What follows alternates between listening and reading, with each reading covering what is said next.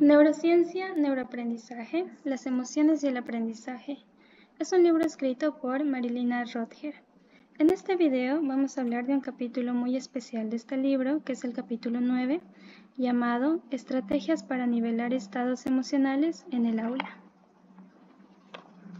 Aquellas voces dulces que escuchan son parte de las personas Esther Ábalos y Graciela Grañera. Antes de empezar a poder observar las estrategias que este capítulo nos regala, debemos entender por qué son importantes estas estrategias y por qué es importante activar las emociones positivas de los estudiantes. Para lograr un proceso de enseñanza-aprendizaje y llegar a las redes cognitivas racionales, las cuales son las estructuras mentales de cómo el cerebro se organiza, procesa, conecta y recupera el conocimiento de manera lógica, se debe pasar por las redes instintivas emocionales, las cuales son las conexiones cerebrales que procesan los sentimientos, cómo reaccionamos para vivir. Muy bien, pasamos a la primera estrategia llamada Panel de la emoción. Este panel de la emoción trata de que los estudiantes deben realizar como emoticones. Eso se refiere como a los emojis de WhatsApp, ¿cierto? Entonces, lo realizan todos los estudiantes, digamos que de a 5 emoticones. El día de la clase van a ver tantas emociones representadas en hojas de colores, en distintos materiales, y deben escoger una que los represente según la emoción que están sintiendo en ese momento. ¿Qué opinas tú, Graciela, de esto? Considero que esta estrategia es muy importante, no solo para niños y para estudiantes de inicial o primaria, sino también para secundaria, porque esto nos permite reconocer aquello que estamos sintiendo y el debate al que ingresamos en el aula es muy válido para saber qué están sintiendo nuestros estudiantes y una vez identificado el problema, ver cómo poder ayudarlos y poder activar estas emociones positivas. Exactamente. La siguiente estrategia. La siguiente estrategia es el botiquín de primeros auxilios. El botiquín de primeros auxilios es una estrategia que me llamó mucho la atención, ya que nos habla de síntomas somáticos. Estos síntomas somáticos son los dolores que presentamos en el cuerpo, pero que son síntomas que no se sienten, son síntomas que creamos en nuestra cabecita. ¿Y qué es lo que podemos hacer con estos síntomas somáticos, estas emociones que están ahí dentro de nosotros manipulándonos para hacernos sentir que estamos tal vez teniendo algunos dolores en algunas partes del cuerpo, como dolores de cabeza, dolores de estómago y demás? Entonces ahí creamos lo que es el botiquín de primeros auxilios. Este botiquín cuenta con recursos como caramelos que quitan angustias. Así que si estás angustiado, puedes pedirle un caramelo a la profesora del aula. O también puedes encontrar spray antimiedos, que si tienes miedo de algo, puedes conseguir este spray. También tenemos las curitas y muchos más medicamentos que nos van a poder ayudar a asimilar este tipo de emociones. También nos sirve como seguimiento para determinar las situaciones emocionales. ¿Qué piensas tú, Esther, acerca de este botiquín de primeros auxilios? Bueno, para empezar, como que los nombres son muy llamativos y pienso que eso es fundamental para específicamente los niños, ya que con el simple nombre ellos ya van a pensar y van a decir, ay, esto va a resolverlo, esto me va a sanar y esto me va a curar. Entonces, tiene un gran impacto en todas las emociones que se les puedan presentar estando en clase. Pero hay algo que me marcó, es exactamente lo que dice el capítulo: dolor emocional que no reconocen como tal. ¿A qué crees que se refiere eso? Dolores emocionales que no son como tal, ¿no? Invisibles. Creo que uno crea estos dolores por medio de las emociones. Como no reconoce estas emociones y evita reconocer estas emociones, entonces lo que hace para transmitirlo, para expresarlo, es mediante los dolores musculares imaginarios. Así que para poder eliminar estos dolores o adormecerlos, porque no los eliminamos del todo, primero hay que reconocer estas emociones que por las cuales estamos atravesando y cuáles son el factor por las cuales estamos sintiendo estas emociones para poder procesarlo. Creo que estos medicamentos van a servir como para adormecer este tipo de dolores musculares emocionales que se siente, pero adormecer me refiero que va a ser temporal, que luego estos dolores van a volver, así que hay que tratarlo siempre desde la raíz. Este botiquín de primeros auxilios considero que van a ser temporales, va a ayudar de manera temporal. En caso de que no sean temporales, ¿cómo la docente se puede dar cuenta de que el dolor, tal vez, entre muchas comillas, que siente el estudiante es somático? O sea, que no es un síntoma de alguna enfermedad. ¿Cómo logras darte cuenta? Como dice el capítulo, y específicamente esta estrategia, en el libro se menciona que sirve como seguimiento para determinar las situaciones emocionales. Entonces, el estudiante va a encontrar un lugar seguro en este botiquín de primeros auxilios y diariamente quizás pida los mismos medicamentos, las mismas curitas o el mismo jarabe. Entonces, de esta manera vamos a poder identificar que se está sintiendo un tipo de emoción por medio del dolor emocional que se transmite en dolores musculares. Así que de esa manera podemos identificar cuáles son estas emociones que está sintiendo el estudiante y luego poder conversar con él, de modo que podamos ayudarlo desde esta parte delicada quizás que está sintiendo. Y mucho depende también con qué edades estemos tratando, si son de inicial, si son niños de primaria, si son adolescentes de secundaria. Entonces, solo vamos a hacer un seguimiento con este botiquín y ya luego vamos a procesar estos sentimientos hablando con los estudiantes y poder indagar en la raíz para poder ayudar un poco al estudiante o cortar la raíz del todo para que el estudiante se sienta bien. Ok, tiene sentido. Por ejemplo, tenemos también otra estrategia que se llama recreos cerebrales o neuroacción.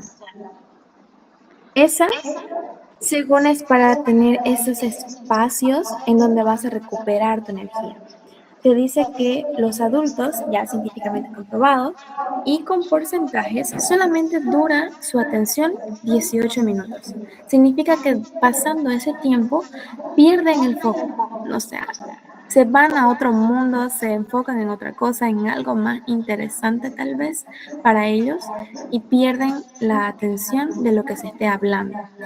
Y por eso se pretende que se realicen estos recreos cerebrales o recesos. Ni siquiera tiene que ser largo, con que sean 10 a 15 segundos cada esos 20 minutos, cada 10 minutos, logrará hacer más efectiva cualquier tipo de clase. ¿O cómo consideras que deberían darse estos recreos, por ejemplo? Considero que se debe observar a cada grupo del aula, ya sea de las diferentes edades, y de qué manera nosotros podemos realizar estas pausas.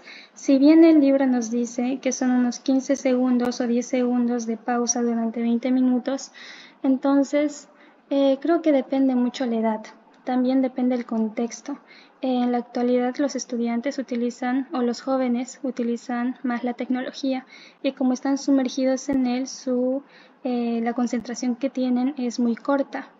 Así que, como es muy corta, nosotros vamos a utilizar estrategias, y esta es una que nos brinda el libro, de los 15 segundos cada 20 minutos, que van a ayudar a poder retener la atención del estudiante, porque sin atención no va a haber un aprendizaje. Sin embargo, creo que depende mucho del grupo con el que al que estemos enseñando. ¿O qué piensas tú, Esther?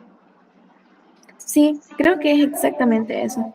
Y también menciona que el cerebro necesita que lo oxigene, necesita respirar. Y eso genera lo que son las hormonas tanto de dopamina y genera esos niveles de estados emocionales que va a ayudar a que retengan información importante que estén dando. Listo. Muchas gracias, Esther. Este capítulo ha sido uno de los más interesantes y creo que todos tienen ese mismo nivel de importancia. Por ejemplo, sensaciones en mi cuerpo para interpretar la emoción y elegir el sentimiento. Este capítulo es muy bonito porque los estudiantes van a poder marcar con rojo donde sienten cierto tipo de emoción. o como el miedo, la alegría, la ira y entre otras emociones. Esto va a ayudar a los estudiantes al autoconocimiento y sobre todo a la autorregulación.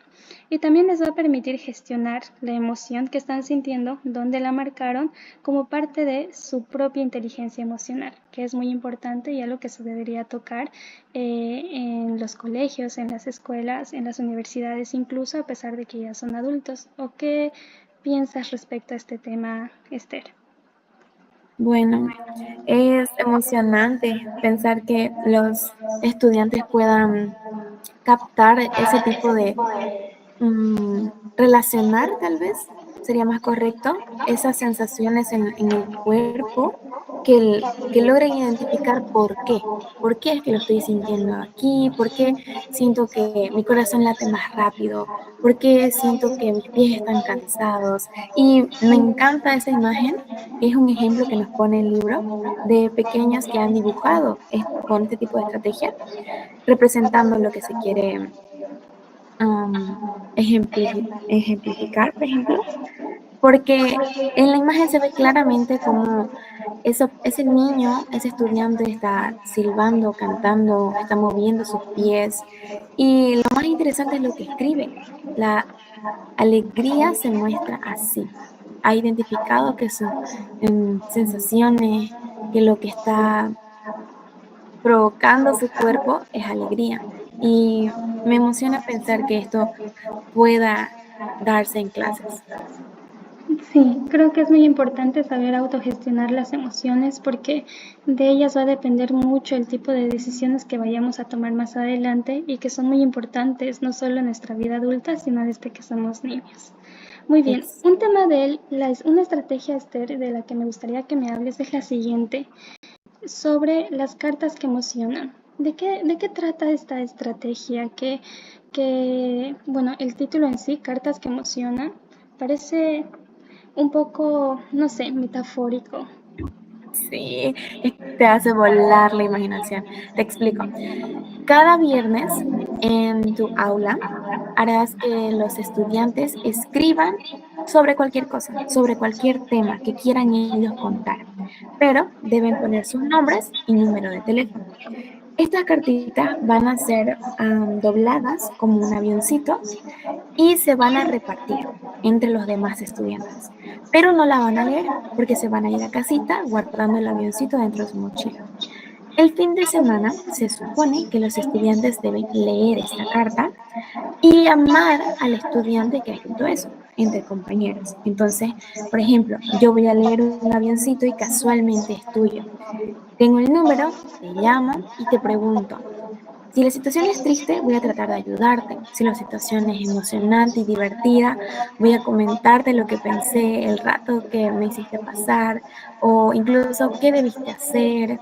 La cuestión es que el estudiante se pueda sentir escuchado, que pueda también desahogar tal vez situaciones que no desea contar en público, sino que solamente necesitaba decirlo.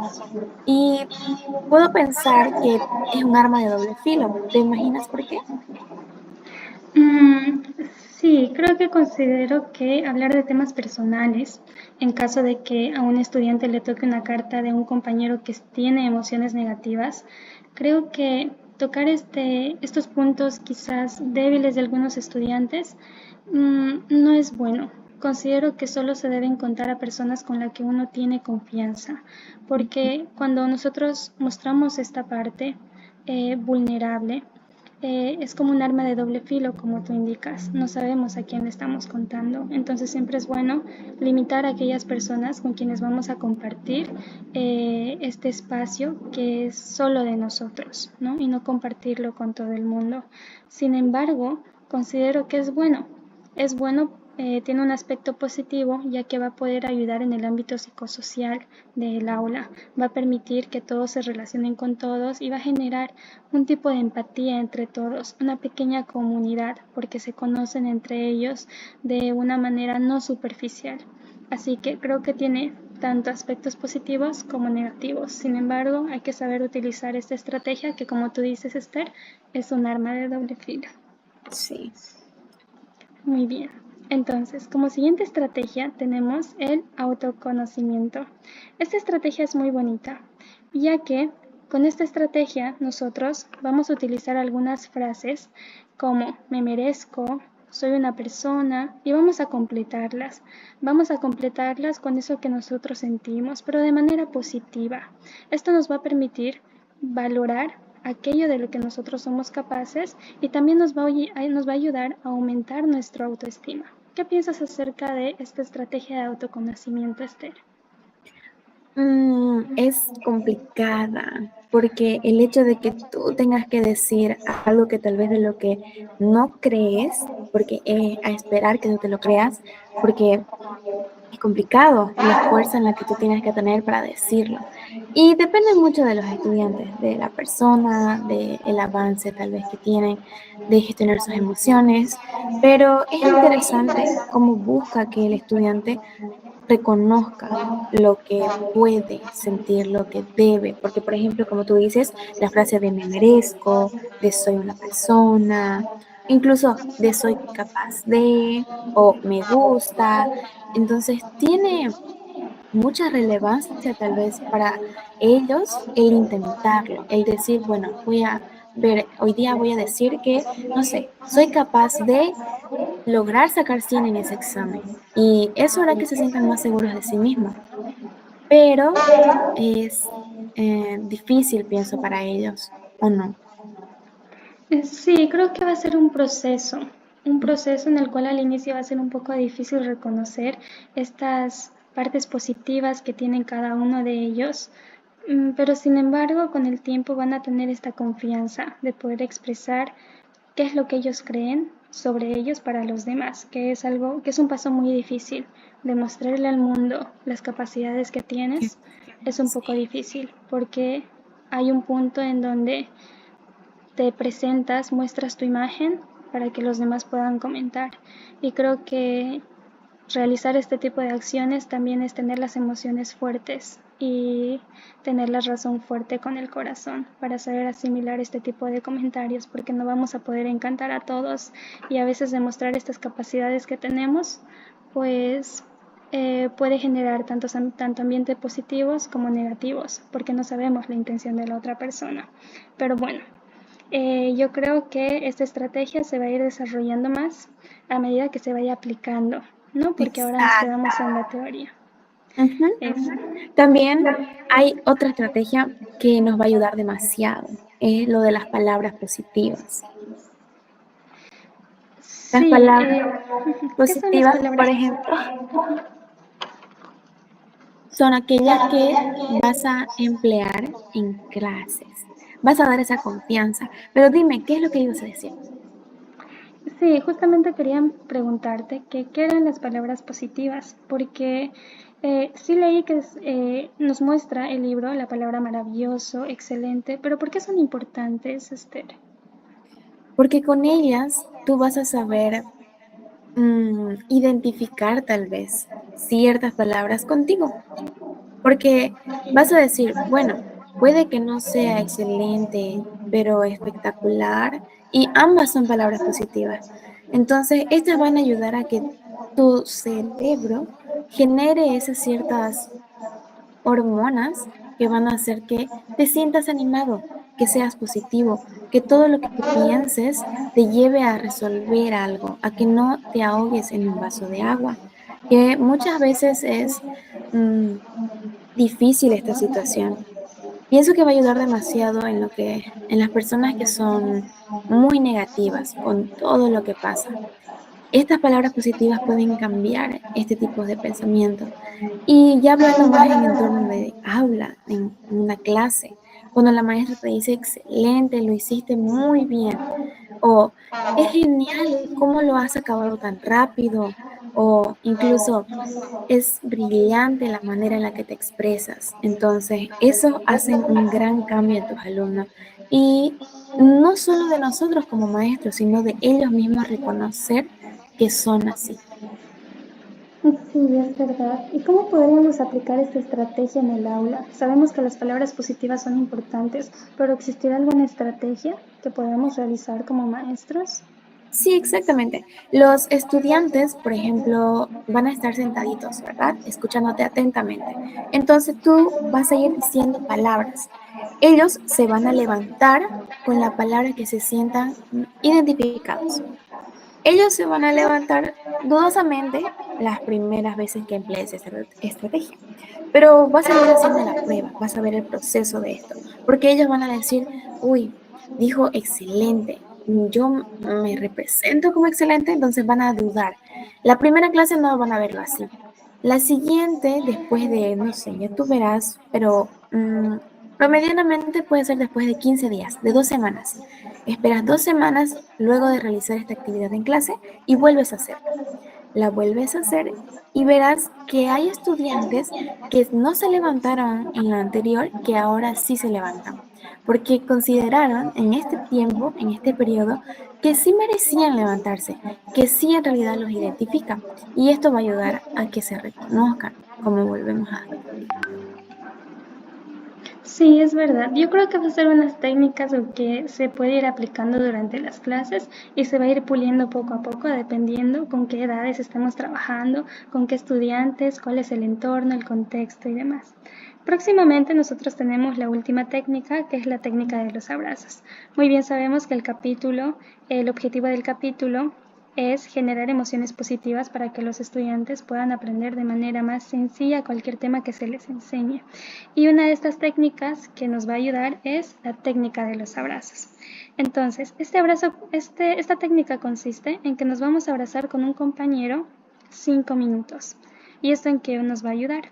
Nos va a ayudar a liberar dopamina y generar emociones positivas. También nos va a ayudar a fomentar el entusiasmo durante las clases, que es clave, ¿verdad? Para que una clase salga exitosa. Y con exitosa me refiero a que positivamente podamos aprender aquello que nos gusta. Sí, es pensar que se puede tener esta confianza, generar ese sentimiento, porque abrazar no es solo abrir tus brazos y aceptar a alguien o aceptar el contacto físico de cualquier persona, es entregar, es liberar tal vez. Entonces te pone de buen humor, te motiva, fortalece, también comunica emociones que tal vez con palabras no puedas decir. Y es una estrategia bastante efectiva. Sea o no empleada en clase, cualquier persona que lo realice logra demostrar cómo gestionar también. Sí, es verdad. Este capítulo ha sido muy bonito, el análisis también. Finalmente nosotros tenemos una frase con la que empezó el libro, pero a nosotras nos encantó ponerlo al final de esta presentación, que esta frase es de Jorge Bucay. Él tiene libros y él es un escritor, escribe cuentos para niños y los cuentos tienen ilustraciones muy bonitas justamente para edades pequeñas. La frase que nos regala es: no somos responsables de las emociones, pero sí de lo que hacemos con las emociones. ¿Qué piensas, Esther, acerca de esta frase? Es muy complicada, es tan hermosa, porque literal es como si agarrara el rostro de alguien y te pusiera la mano encima y te dijera, eres responsable de esto, porque se refiere al hecho de decir que tal vez no de lo que sientes, o sea, no puedes manejarlo tal vez, pero sí lo que vas a hacer con lo que estás sintiendo. Entonces tiene mucho sentido. Un ejemplo claro es lo del enojo.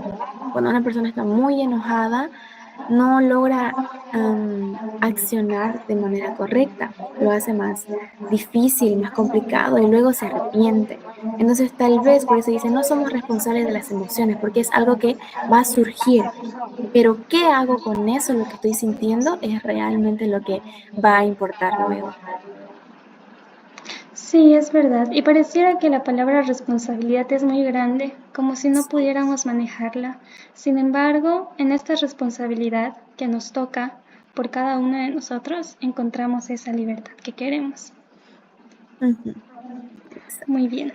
Entonces, muchas gracias Esther, porque hemos podido analizar uno de los capítulos muy bonitos y especiales de este libro. Espero que próximamente podamos vernos en un siguiente análisis. Sí, gracias a ti por acompañarme.